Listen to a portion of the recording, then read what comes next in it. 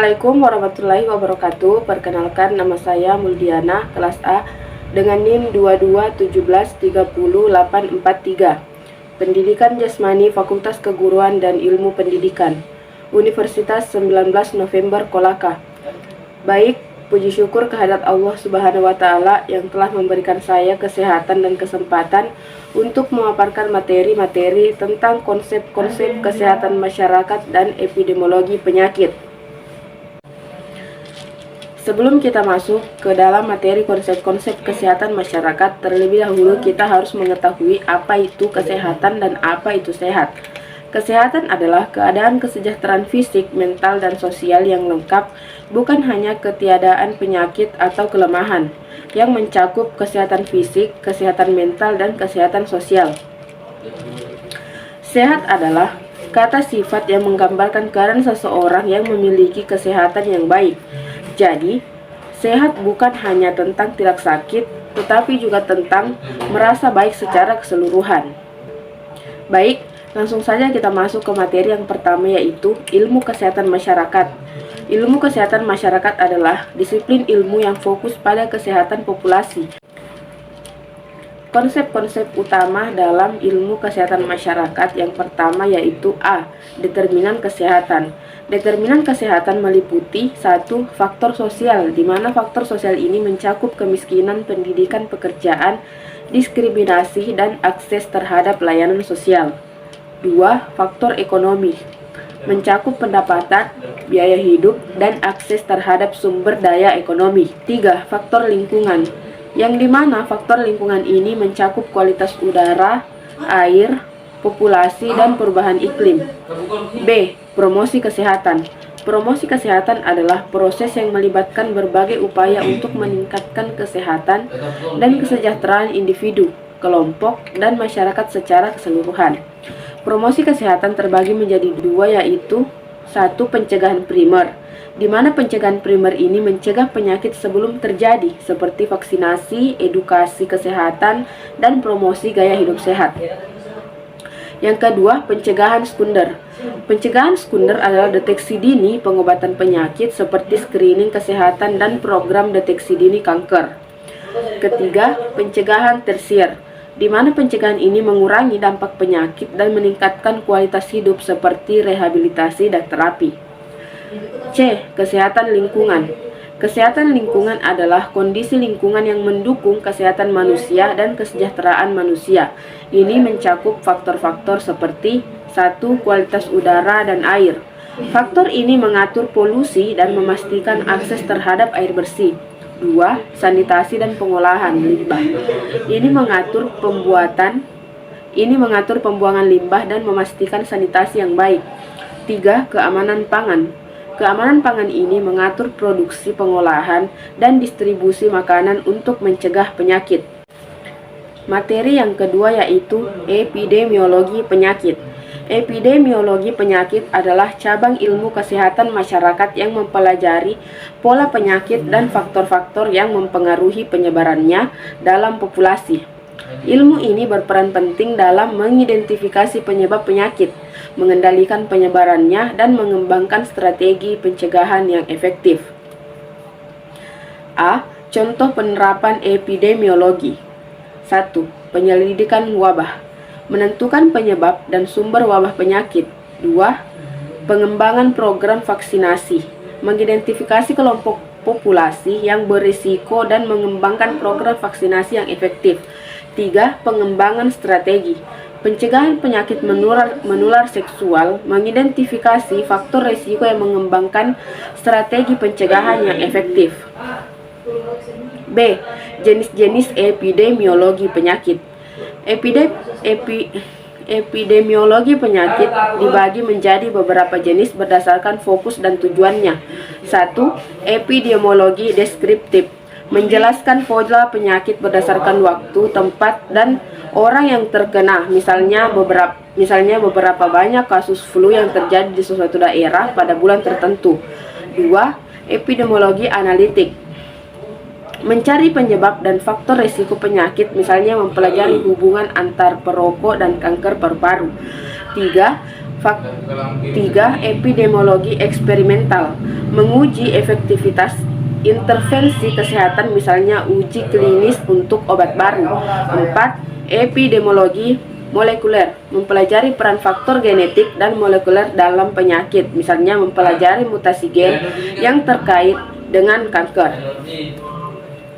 C. Penyakit yang ada dalam epidemiologi. 1. Penyakit menular. Penyakit menular adalah penyakit yang disebabkan oleh patogen seperti bakteri, virus, jamur, atau parasit yang dapat ditularkan dari satu orang ke orang lain atau dari hewan ke manusia. Berikut ini adalah contoh penyakit menular, meliputi A. Influenza. Influenza atau yang lebih dikenal sebagai flu adalah penyakit pernapasan yang disebabkan oleh virus influenza. Virus ini mengidentifikasi hidung, tenggorokan, dan paru-paru.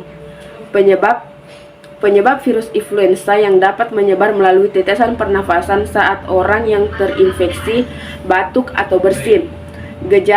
Gejala flu meliputi demam, batuk, sakit tenggorokan, hidung tersumbat atau berair, nyeri otot, kelelahan, dan sakit kepala. Pengobatan penyakit influenza dengan cara istirahat, minum banyak cairan, dan obat pereda gejala seperti paracetamol atau ibuprofen. Vaksin flu dapat membantu mencegah infeksi. Penularan penyakit ini melalui droplet pernapasan yang dikeluarkan saat orang berinteraksi, batuk, bersin, atau berbicara. Kontak langsung dengan orang yang terinfeksi menyentuh permukaan yang terkontaminasi dengan virus influenza lalu menyentuh mulut, hidung, atau mata. B. Tuberkulosis. Tuberkulosis atau TBC adalah penyakit menular yang disebabkan oleh bakteri Mycobacterium tuberculosis. Bakteri ini biasanya menyerang paru-paru, tetapi dapat juga menyerang organ tubuh lainnya seperti ginjal, tulang belakang, dan otak. Penyebab penyakit ini yaitu bakteri Mycobacterium tuberculosis ditularkan melalui udara saat orang yang terinfeksi batuk, bersin, atau berbicara. Gejala TBC meliputi batuk yang berlangsung lebih dari 3 minggu, batuk darah, nyeri dada, kelelahan dan penurunan berat badan, demam, dan berkeringat di malam hari. Pengobatan TBC dapat diobati dengan antibiotik. Pengobatan harus dilakukan selama beberapa bulan untuk memastikan bakteri terbunuh sepenuhnya. Penularan penyakit ini melalui udara. Ketika orang terinfeksi TBC, batuk, bersin, atau berbicara, mereka mengeluarkan droplet kecil yang mengandung bakteri TBC. C. HIV. AIDS, HIV atau Human Immunodeficiency Virus adalah virus yang menyerang sistem kekebalan tubuh manusia. Virus ini melemahkan sistem kekebalan tubuh sehingga tubuh menjadi rentan terhadap infeksi dan penyakit lainnya. Penyebab virus HIV ditularkan melalui kontak dengan cairan tubuh yang terinfeksi seperti darah, air mani, cairan vagina, dan ASI. Gejala pada tahap awal HIV mungkin tidak menimbulkan gejala, namun seiring berjalan waktu gejala dapat muncul seperti demam, kelelahan, pembengkakan kelenjar, getah bening, penurunan berat badan, dan diare. Pengobatan. Tidak ada obat yang dapat menyembuhkan HIV, tetapi pengobatan antiretroviral dapat membantu mengendalikan virus dan memperlambat perkembangan penyakit. Penularannya bisa melalui cairan tubuh seperti darah, air mani, cairan vagina, dan ASI. D. Malaria. Demam berdarah adalah penyakit yang disebabkan oleh virus denggi yang ditularkan melalui gigitan nyamuk. Penyakit ini dapat menyebabkan berbagai gejala mulai dari ringan hingga berat dan bahkan berakibat fatal. Penyebabnya parasit yang Plasmodium yang hidup di dalam nyamuk Anopheles dan ditularkan ke manusia melalui gigitan nyamuk. Gejala malaria meliputi demam, menggigil, keringat, sakit kepala, nyeri otot, dan kelelahan. Pengobatan. Obat anti malaria dapat digunakan untuk mengobati dan mencegah malaria. Pencegahan meliputi penggunaan kelambu, penggunaan obat anti malaria, dan menghindari gigitan nyamuk. Penularan virus Denggi melalui gigitan nyamuk Aedes aegypti yang terinfeksi virus. Nyamuk ini menggigit orang yang terinfeksi denggi dan kemudian menularkan ke orang lain melalui gigitannya. 2. Penyakit tidak menular.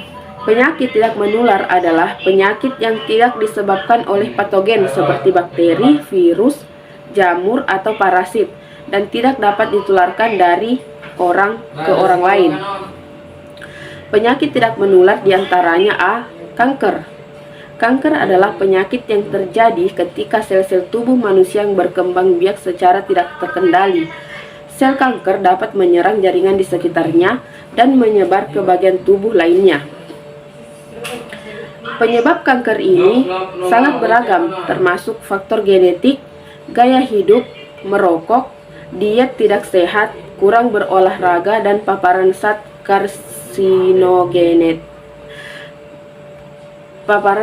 karsinogenik, bahan kimia, radiasi. Gejala kanker bervariasi tergantung pada jenis dan lokasi kanker. Beberapa gejala umum meliputi kelelahan, penurunan berat badan, nyeri, dan pembengkakan. Pengobatan kanker tergantung pada jenis stadium dan lokasi kanker. Beberapa pilihan pengobatan meliputi operasi, kemoterapi, radioterapi, dan terapi target. B. Penyakit jantung. Penyakit jantung adalah istilah umum untuk berbagai kondisi yang mempengaruhi jantung, termasuk penyakit arteri, koroner, serangan jantung, gagal jantung, dan aritmia. Penyebab penyakit ini, faktor resiko utama penyakit jantung meliputi tekanan darah tinggi, kolesterol tinggi, merokok, diabetes, obesitas, dan kurang berolahraga. Gejala penyakit jantung bervariasi tergantung pada kondisi yang mendasarinya. Beberapa gejala umum meliputi nyeri dada, sesak nafas, kelelahan, dan pembengkakan pada kaki, dan juga pembengkakan pada pergelangan kaki. Pengobatan penyakit jantung bertujuan untuk mengontrol faktor resiko dan mencegah komplikasi. Beberapa pilihan pengobatan meliputi obat-obatan, perubahan gaya hidup, dan prosedur medis. C. Diabetes. Diabetes adalah penyakit kronis yang terjadi ketika tubuh kita dapat mengatur kadar gula darah dengan baik.